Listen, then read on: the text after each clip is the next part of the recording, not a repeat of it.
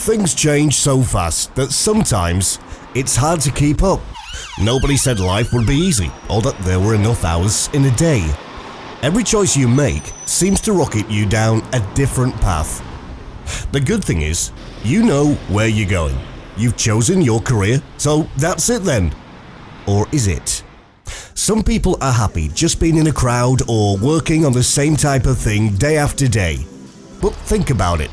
You are at work for 8 hours a day, most days, so why not choose a career path that makes work almost as varied and rewarding as your social life?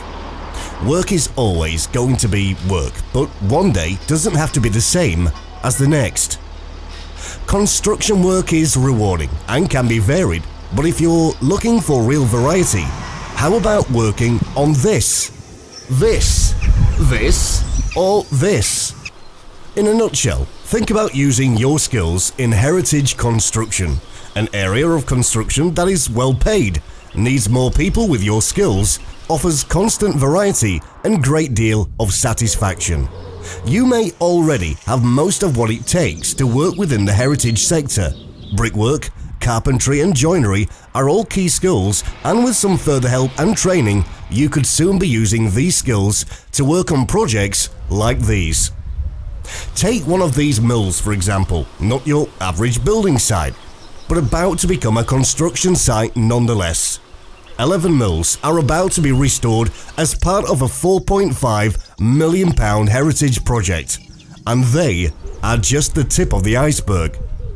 Norfolk and Suffolk alone have 25,000 listed buildings, and this excludes monuments and other specialist types of construction. So you can see why there is a need for people with specialist heritage construction skills. Current construction skills are often not that far away from the skills used in the heritage arena. Very often it's the materials you are working with that differ. Lime mortar and stone, rather than cement and blockwork are typical examples. In carpentry and joinery, a wider variety of woods are used, and whatever you are replacing could need to be made rather than bought off the shelf. These guys are doing something you will never see in modern construction. When they have finished conserving this priory, it will look like a ruin, because that is exactly what this 1,000-year-old priory is. Their job is to make sure that what is still standing now will remain standing for the foreseeable future. Finally, the biggest difference is how you approach the job. Whatever you are working on is, in its own way, one of a kind. Probably built by craftsmen well over 100 years ago, working with just hand tools. Technology has made working in construction easier and quicker, but technology alone will not ensure another 100 years of life for this mill. Passion, understanding and pride in your work are the hallmarks of a good heritage construction worker. But there is more to it than that. This is history. It's your history. It's where you came from and has contributed to what you are today.